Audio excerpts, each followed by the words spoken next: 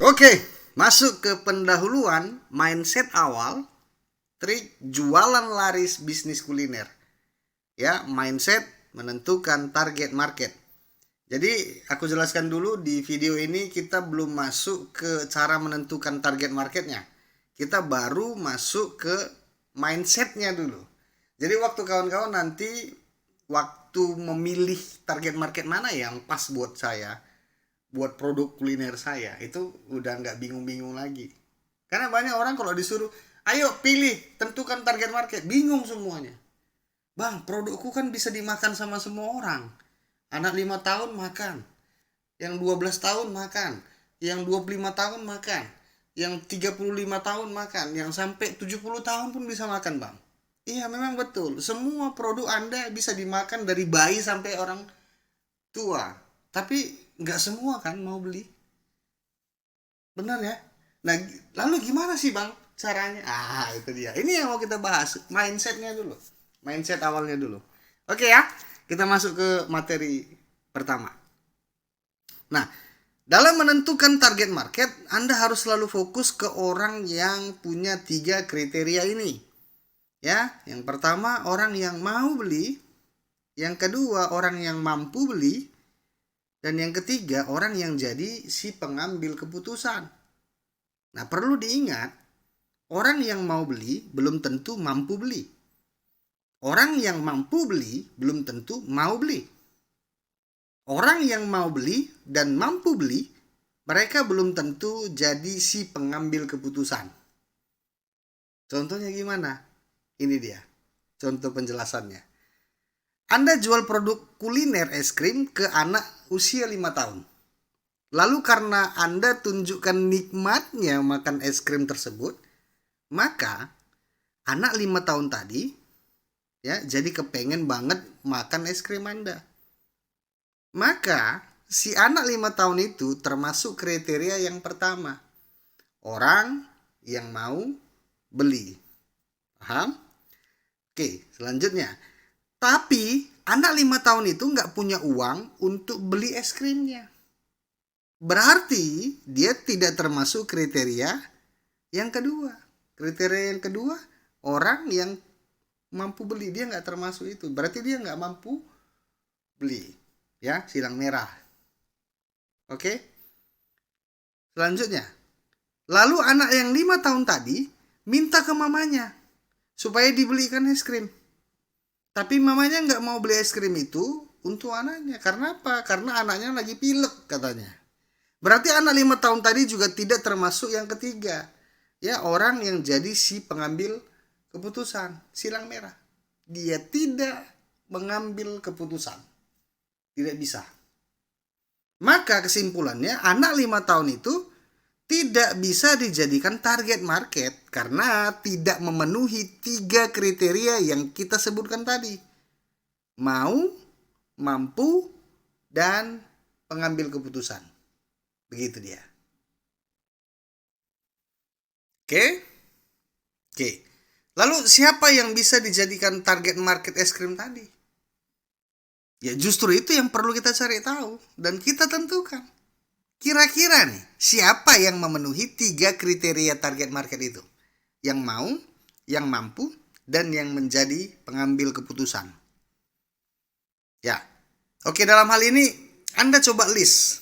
Kira-kira siapa target market yang memenuhi 3 kriteria tadi yang tersebut.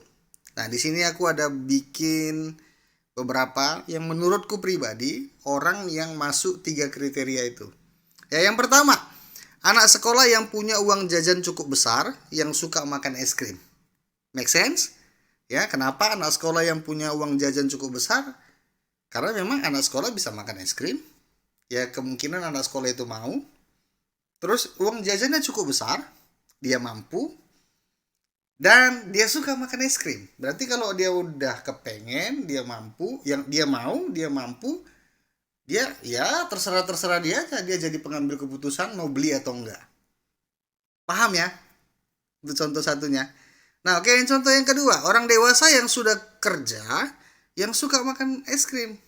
Justru orang dewasa nggak usah ditanya lagi. Kenapa? Karena udah kerja kok, masa nggak bisa makan es krim. Ini asumsi awal dulu ya.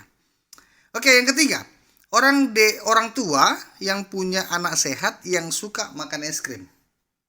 Berarti orang tua yang punya anak sehat, bukan tadi mama tadi kenapa nggak mau beliin anaknya es krim karena anaknya lagi sakit. Nah, berarti kita targetin aja orang tua yang punya anaknya sehat. Dia belikan es krim bukan untuk dirinya lagi, tapi untuk anaknya. Dan yang keempat, orang tua yang punya cucu yang suka makan es krim. Berarti ini udah kakek-kakek atau ya udah nenek-nenek. Dia belikan es krim bukan untuk dia lagi, tapi untuk cucunya. Supaya apa bang dibelikan untuk cucunya? Ya tanya kakek itulah. Ya mungkin biar dekat, ya mungkin biar cucunya makin lengket sama dia. Gak ada yang bisa menutup kemungkinan itu. Ya, jadi jangan berpikir ketika kita jualan, kita beli atau bikin produk kuliner itu serta-merta harus orang itu yang beli, orang itu yang makan. Nggak tentu. Belum tentu begitu. Bisa aja dia beli tapi untuk orang lain. Untuk orang yang dikasihinya. Apalagi kalau seperti produknya cake. Ya, kue-kue yang manis-manis itu. Kalau Anda punya produk seperti itu, ya itu lebih untuk orang lain lagi kalau mau dibeli pun. Jarang untuk beli untuk pribadi. Oke? Nah, ingat ya. Ini masih bentuk list target market. Jadi Anda jangan menargetkan ke semuanya ya. Ini masih listnya aja. Kira-kira mau target ini kemana. Jadi Anda harus pilih salah satu dari list tersebut. Paham? Oke, lanjut. Cara pilih salah satu list target market. Misalnya, Anda pilih target market anak sekolah yang punya uang jajan cukup besar. Pertimbangannya ya karena lokasi usaha Anda dekat dengan SMP, SMA gitu, ya. Terus yang kedua, Anda tahu strategi apa aja yang menarik daya beli mereka. Terus yang ketiga, Anda bisa bekerja sama dengan pihak kantin sekolah. Ya, Anda bisa tuh kolaborasi dengan mereka, nitip-nitip tuh es krimnya di tempat mereka. Yang keempat, Anda bisa kolaborasi dengan pihak-pihak bimbel di luar sekolah. Misalnya ada bimbel, bimbingan belajar yang mau bekerja sama dengan Anda, letakkan freezernya di sana, lalu ada yang jual di dekat-dekat bimbelnya. Siapa tahu bisa, ya. Terus Anda memilih target market anak sekolah bukan karena asal pilih, tapi memang Anda udah punya pertimbangan seperti di atas. Jadi ini dia cara pilih kalau misalnya kita mau nargetin ke anak sekolah. Jadi bukan bang, aku hari ini untuk orang tua yang punya anak aja deh. Ya, oke. Kamu mau nargetin ke orang tua yang punya anak. Strateginya gimana? Belum tahu bang. Loh. Udahlah bang, kalau gitu aku nargetin ke anak sekolah aja. Oke. Strateginya gimana? Itu kan udah bang jelasin barusan. Aku begini. Terus di tempat kamu dekat dengan SMP atau SMA? Enggak. Ada deh bang, ada satu atau dua. Oh, oke. Terus kalau misalnya SMP SMA-nya kira-kira orang-orang yang di sekolah sana ekonominya lumayan nggak? Uang jajannya lumayan nggak untuk beli es krim kamu? Enggak sih bang. Itu dia. Ini yang aku mau kasih tahu pola pikirnya. Anda sebelum menentukan target market yang gini-gini itu harus dipikirin dulu. Ya, jadi Anda udah punya tuh kerangka-kerangka berpikirnya mulai dari ujung sampai ke ujungnya lagi. Anda udah tahu Anda mau ngapain dengan mereka. Paham? Paham lah ya. Nah, disclaimer nih ya. Produk es krim hanya contoh. Anda harus sesuaikan dengan produk kuliner Anda masing-masing. Ya, yang kedua, cara membuat list target market yang memenuhi 3 kriteria itu awalnya boleh pakai asumsi sementara dulu. Namun setelah punya daftar list, ya, kira-kira siapa aja yang menjadi calon target market Anda, maka Anda harus survei langsung di lapangan bagaimana pengaruhnya ke bisnis Anda sesuai prediksi atau enggak. Ya, ketika Anda udah punya, ini jelaskan sedikit. Ketika Anda udah tahu strateginya bagaimana, udah ngerti, oh ini bakal mau digimanain ini dengan target market yang ini. Ternyata, jika ternyata salah pilih target market, maka bagaimana? Ya, aku mau jawab, gak masalah kawan. Gak masalah kawan. Karena apa? Anda tinggal ubah lagi target marketnya. Dan konsep ulang bisnis kuliner Anda. Ternyata Anda salah target. Nggak apa-apa, tapi setidaknya ini kerangka berpikirnya dulu. Anda nggak asal-asal cap-cip-cup ke balang kuncuk. Atau hitung kancing, aku mau pilih yang A atau yang B ya? Orang tua atau anak sekolah ya? Anak sekolah atau orang dewasa ya? Orang dewasa atau orang kakek-kakek ya? Nggak gitu konsepnya. Anda udah punya kerangka berpikir, tapi ternyata udah capek-capek mikirnya, udah buat konsep A, konsep B, konsep C, ternyata yang beli malah yang bukan yang kita target. Ya nggak masalah. Oke, contohnya begini, biar kawan-kawan ngerti.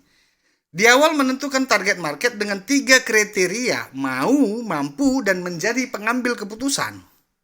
Ya, Anda memilih target market anak sekolah yang punya uang jajan cukup besar. Karena pertimbangannya yang ada. Karena udah Anda pikirin tuh semuanya. Ternyata Anda salah tes jual. Tapi ternyata setelah Anda tes jual, maksudku, ya, yang lebih banyak beli produk Anda itu orang dewasa yang sudah kerja. Ya, bahkan anak sekolah yang ditargetkan awal itu hampir gak ada yang beli. Waduh. Padahal, nah ini dia, segala konsep matang udah Anda persiapkan. Biar anak sekolah itu mau datang. Ya, biar anak sekolah itu mau beli produk kuliner Anda. Atau dengan bahasa lain, udah banyak modal Anda keluar untuk menciptakan konsep yang matang itu. Tapi Anda jangan sedih. Justru Anda harus bahagia. Ya, biarpun salah target marketnya, yang penting produk kuliner Anda masih ada yang beli. Nah, Anda tinggal ubah target market dan ubah konsep awal secara bertahap. Jangan langsung, nanti Anda pusing, stres. Ya, pelan-pelan aja sampai semua konsepnya berubah sesuai dengan target market aslinya. Karena aku pun pribadi begitu. Ya, kawan-kawan semua. Nah, kesimpulan, pilihlah orang yang memenuhi 3 poin syarat yang menentukan target market di atas. Yang kedua, orang yang hanya mau beli tapi tidak mampu beli dan bukan jadi si pengambil keputusan hanya bisa Anda jadikan sebagai target audience. Beda ya target market dengan target audience. Ya. Nah, target audience ini nanti yang merekomendasikan agar dibeli oleh target market. Lalu target market yang putuskan jadi beli atau enggak produk yang direkomendasikan target audiens itu. Ya, tujuannya biar si target audiens yang mikir gimana caranya bisa menikmati produk kuliner yang Anda jual. Bisa dengan cara merekomendasikan atau bahkan membujuk si target market supaya membeli produk kuliner Anda. Jadi iklan ke target audiens dengan iklan ke target market itu harus dipisah. Dan kalimat penawarannya pun dibedakan. Itu tujuannya. Oke, kawan-kawanku semua, bisnis laris rasanya manis. Ciao.